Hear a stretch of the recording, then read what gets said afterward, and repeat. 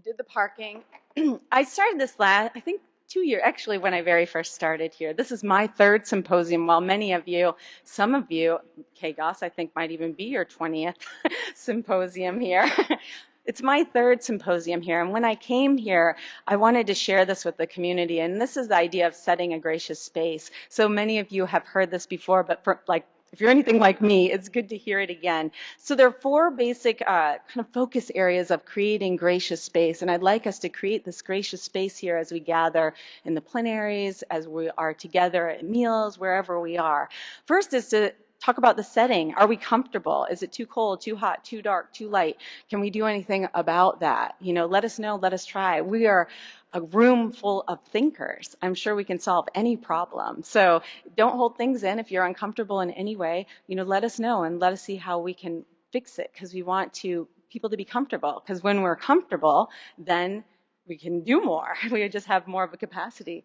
The second thing, so I jumped right to setting, and spirit is probably maybe where we start. So please forgive me for jumping the gun to setting. I think maybe because my hands are cold, I was thinking about the setting. The spirit means not necessarily any spirit outside of you, but the spirit that's inside of you, the spirit that brought you here today, that made time for it.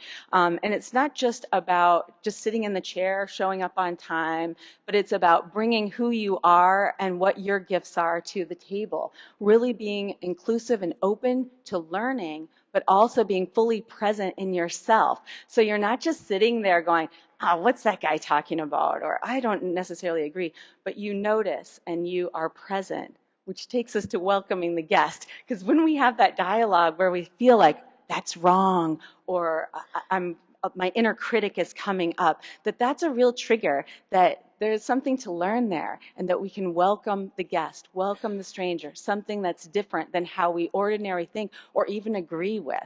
And can we give space in our minds and in our conversation to allow that stranger and for us to learn from it? Because with that diversity, when we understand how people think differently, we're going to be better teachers, we're going to be better emergency managers, because we will have space to understand the diversity of our communities.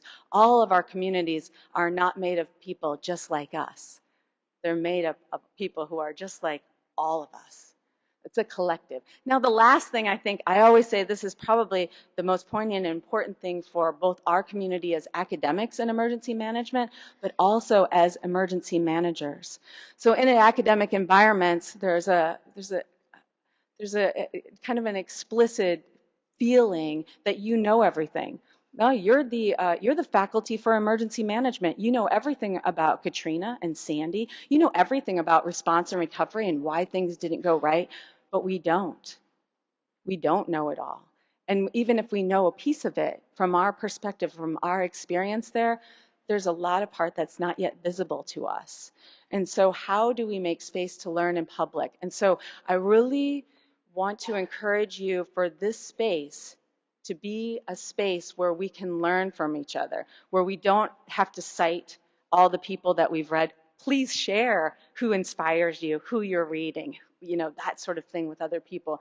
But also listen and allow yourself to learn while you're here. You're not here expected to be the expert, and neither are any of our panelists or people who are talking here. We are all learning in public, and you might ask a question that someone doesn't know the answer. I pretty much can guarantee you many people will ask me questions I don't know the answers to. I'm constantly learning in public. Does anyone have any questions about this idea of gracious space?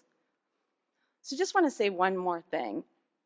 I shared this recently at the beginning of a webinar, and I got an email from somebody who said to me, why are you sharing this gracious space? I think it took up like 5 or 10 minutes, and we in emergency management really don't need any of this kumbaya stuff. And I thought about that, and it was an opportunity for me to welcome the guest, to go, wow, for me, this really helps me to learn from each other. I'm not an emergency management academic. I've done emergency management, I've volunteered, I've done academics, but I have so much to learn from other people. And so for me, this really helps me to open up my mind and heart. But then I thought, yeah, maybe this is too kumbaya. Maybe I am just too hippy-dippy sort of thing. So I really thought about that and reflected on that. And where I came back to was to the FEMA values. Does anybody know what the FEMA values are? We have 4 of them. Respect, integrity, fairness, and compassion. So when I think about those values, how do we really teach those values in people? And then I reflected on this. And I was like, if I follow and create gracious space where I go, I'm creating those values. I'm embodying. This is like a roadmap or a pathway for me to live those values. So I would ask just to contemplate that. If you have any ideas or thoughts about, does gracious space really help us to live our values-based emergency management? And kind of, I want to talk a little bit more about this on Thursday, but I'd love to have your thoughts on that. So I'm going to move on. Did any of you guys notice this thing in the back of the room? It's like these big pieces of plywood with a tree painted on them. Anybody notice that? No one? This is a singing tree mural, and I want to introduce Lori Marshall. How many of you have been to a conference where you, or a symposia, where you had a symposium artist? Excellent. Excellent. Well, we are very fortunate to have a symposium artist with us here today, and that's Lori Marshall. I met her at an art of hosting event many years ago, and I was very inspired by her work and asked her if she would serve as capturing in graphics and art what happens in our plenary sessions. And so she agreed to do that, and then she shared with me this idea of a collective learning project of building a singing tree. She helped to illustrate a book, and I didn't bring a copy up, but I'll share copies with you, and it's a door prize for the evaluation called Flood of Kindness. Her grandson wrote it about his experience in Katrina, in what happened to him personally, his loss, and then the flood of kindness that came afterwards. Very beautiful short children's book. I can't read it without crying, but I love to share that with you. And so she brought to me this idea of the singing tree mural. Can we create a collective community mural to visualize where we want to go as a community? And I thought this is such a great thing for us to do for our 20th anniversary, to really think about where are we at in our foundation and where can we go. So this kind of using and creatively going with this analogy of being rooted in a foundation of people, events, and programs. And the first thing that we're doing this morning is we're having a panel of our foundation of people who've been a part of the community for many years and talking about that. So rooted in this foundation of FEMA and higher education. And if you look at the start of the mural there, you see it's a tree rooted in the earth, and those roots, they spell out FEMA. I didn't anticipate this when I came up and saw what Lori had done. I was incredibly moved to see our community rooted in FEMA, but growing out in its own as a very strong community. So we're growing through, we're inspired by what challenges us. So really thinking and contemplating on what are the struggles of our community, but then taking that and noting what fortified it. How did it fortify us? How did we build on those challenges to find the successes? So we'll have an opportunity in the back. There'll be birds and leaves. And the leaves, you can write your story. You can draw your story. This is going to be a collective mural for us. And the leaves are where we were at the right place at the right time that maybe landed us this job in working as faculty in emergency management, maybe brought us to being students of emergency management, maybe brought us to the practice of emergency management, or whatever your story is. What is it that you are in the right place at the right time, where you got the idea to work collectively on competencies, where you worked collectively on discerning a research agenda, some of the huge accomplishments that we've achieved as a community? How are you there? And then reaching, where are we going? So it's awesome, we're celebrating 20 years, but where are we going now? What's our dreams? So the birds will take flight of our dreams, and we'll write on there, where do we want to go? If you're a student, it might be a doctorate degree. It might be a job working in your own business for emergency management to work with the responder community. Whatever it might be, to capture your dream, and then our tree will fill up over the course of our days that we're here, the next 3 days. And then Thursday, we'll take a picture of it and we'll look at what has been created, what has this learning project. And I share this with you not for just our own community. However, I think we'll learn a lot from the data that we collect on that tree. But I also share this with you as an experience of incorporating art into what you do.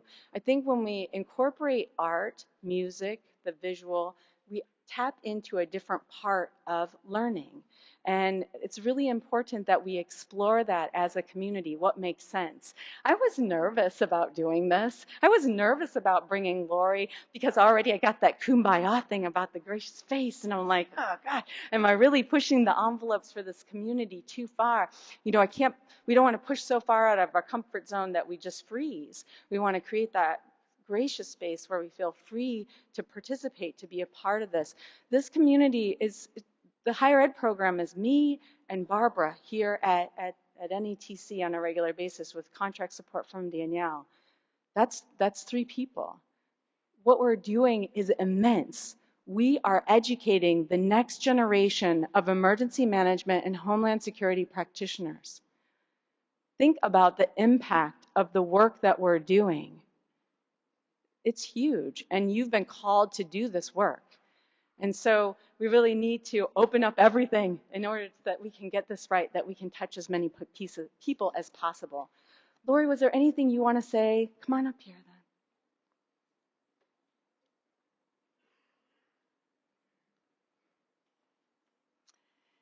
It is my great honor to be here and to be with people that are doing such valuable and essential work for human survival. So first, I want to thank you. I want to share a little bit about the Singing Tree Project. Did any of you see Wonder Woman? Would you raise your hand if you saw the movie Wonder Woman? So you remember the devastation that they portrayed of what World War I did? There's a book called The Singing Tree. Have any of you read the book called The Singing Tree? It's a children's book that influenced me a great deal, and it is the story of, in World War I, Kate Saradi's father was a soldier and crawled all night long with his fellow soldiers to escape Russians. They were Hungarian, and everything had been destroyed by war. And when the dawn came, only one tree had survived. And in that tree were hundreds of birds who aren't normally together, singing a song that had never been sung before. And our earth is like the singing tree of the galaxy. And we can choose to destroy it and each other, or to create something beautiful that's never been seen before. In 1999, an 8-year-old girl said to me, "What if the whole world made a painting together?"